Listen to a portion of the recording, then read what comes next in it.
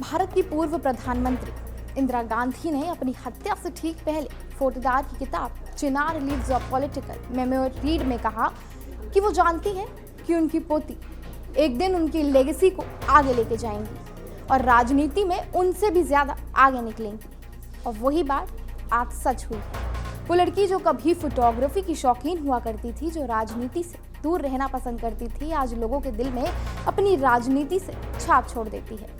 वो लड़की जो आज मंच से बोलती है तो हर कोई उनकी बात को ध्यान से सुनता है। वो लड़की जिसमें हर किसी के लिए बस संवेदना और प्यार है। वो लड़की कोई और नहीं बल्कि वही है जिसमें लोग इंदिरा गांधी की छवि देखते हैं। वो है इंदिरा गांधी की पोती प्रियंका गांधी वाड्रा। और आज हम बात करेंगे उनसे जुड़ी कुछ कहानियों के बारे में। प्रियंका गांधी का जन्म 12 जनवरी 1972 को दिल्ली में हुआ। वो भारत की सबसे प्रभावशाली राजनीतिक परिवार की चौथी पीढ़ी से हैं। उनके पिता राजीव गांधी देश के प्रधानमंत्री रहे। मां सोनिया गांधी लंबे समय तक कांग्रेस के अध्यक्ष रहीं और दादी इंदिरा गांधी भारत की पहली महिला प्रधानमंत्री थी। दादा फिरोज गांधी और परदादा जवाहरलाल नेहरू हर नाम इतिहास का बड़ा अध्याय है।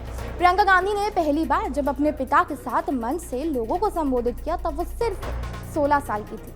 लेकिन इतने बड़े परिवार में जन्म लेने के बाद भी प्रियंका का बचपन असामान्य नहीं था, बल्कि सुरक्षा, शक्ति और जिम्मेदारी से भरा रहा।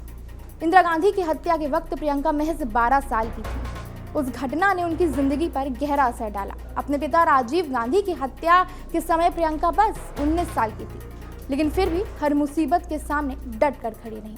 महज 19 साल की उम्र में प्रियंका गांधी ने अपने बड़े भाई राहुल गांधी से कहा कि माँ को मैं संभाल लूंगी, तुम अपने करियर पर ध्यान दो, जो साफ दिखाता है कि वो कितनी स्ट्रांग है। सिर्फ इतना ही नहीं, 2008 में जब राजीव गांधी हत्याकांड की साजिशकर्ता नलिनी श्रीहरन को पेरोल पर जेल से रिहा किया गया तब प्रियंका खुद उनसे मिलने भी गई।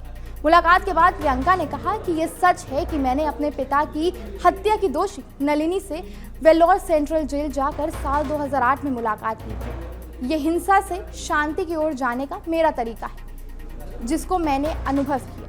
पहले दादी इंदिरा गांधी की हत्या के बाद पिता राजीव गांधी की हत्या, और शायद यही वजह रही कि उन्होंने काफी समय तक राजनीति से दूरी बनाई रखी।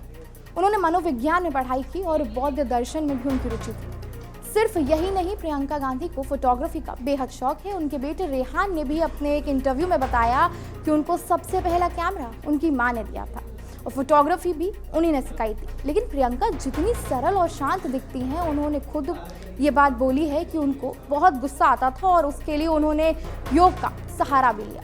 प्रियंका गांधी की निजी जिंदगी भी हमेशा चर्चा में रही है। 18 फरवरी 1997 को उन्होंने रॉबर्ट वाड्रा से शादी की और वहीं से उनका यूपी से एक और खास रिश्ता बन गया, क्योंकि अब वो यूपी की बहू कही जाने लगी। ये शादी पारंपरिक राजनीतिक दायरों से हट कर थी। रॉबर्ट वाड्रा राजनीति से नहीं जुड़े थे और यही बात उस वक्त कई लोगों को हैरान करती थी। रॉबर्ट वाड्रा ने बताया कि शादी से पहले वो प्रियंका के लिए बहुत सारे तोहफे भी लाया करते थे। दोनों के 2 बच्चे हैं, रेहान और मिराया वाड्रा। प्रियंका हमेशा अपने बच्चों को राजनीति की चकाचौंध से दूर रखने की कोशिश करती है। लव स्टोरी की बात करें तो प्रियंका गांधी और रॉबर्ट वाड्रा की मुलाकात दोस्ती से शुरू हुई और धीरे धीरे रिश्ते में बदल गई। प्रियंका कभी अपने रिश्ते को दिखावे का हिस्सा नहीं बनाना चाहती। उनका निजी जीवन हमेशा सीमित और संतुलित रहा, चाहे मीडिया का दबाव कितना भी रहा हो।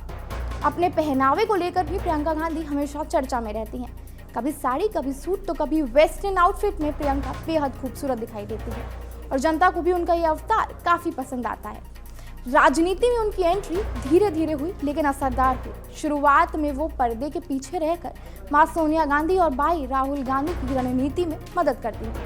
अमेठी और रायबरेली में चुनावी मैनेजमेंट से लेकर कार्यकर्ताओं से संवाद तक प्रियंका की अहम भूमिका रही है। लेकिन 2019 में उन्होंने औपचारिक रूप से कांग्रेस की राजनीति में कदम रखा और उत्तर प्रदेश की कमान संभाली। प्रियंका गांधी की राजनीति में सबसे बड़ी ताकत उनका संवाद है। वो मंच पर बोलते वक्त आक्रामक नहीं बल्कि संवेदनशील नजर आती हैं। किसानों, महिलाओं और युवाओं से जुड़कर वो राजनीति को इंसानी चेहरे के साथ पेश करती हैं। उनका अंदाज इंदिरा गांधी की याद दिलाता है, लेकिन सोच पूरी तरह आज के दौर की है। चुनावी राजनीति में उतरना उनके लिए आसान नहीं था। आलोचनाएं, परिवार का बोझ और अपेक्षाएं सब कुछ साथ था। लेकिन प्रियंका ने कभी खुद को गांधी परिवार की बेटी तक सीमित नहीं रखा। उन्होंने खुद को एक कार्यकर्ता, एक मां और एक नेता के तौर पर गढ़ा। आज प्रियंका गांधी सिर्फ एक राजनीतिक नाम नहीं बल्कि उस पीढ़ी की नेता है जो विरासत के साथ साथ संवेदना भी लेकर चलते हैं। उनकी कहानी यही सिखाती है कि राजनीति सिर्फ सत्ता की लड़ाई नहीं बल्कि समझ, धैर्य और इंसानियत का इम्तिहान है। और शायद यही वजह है कि प्रियंका गांधी को जानना, समझना और सुनना लोगों को आज भी दिलचस्प लगता है।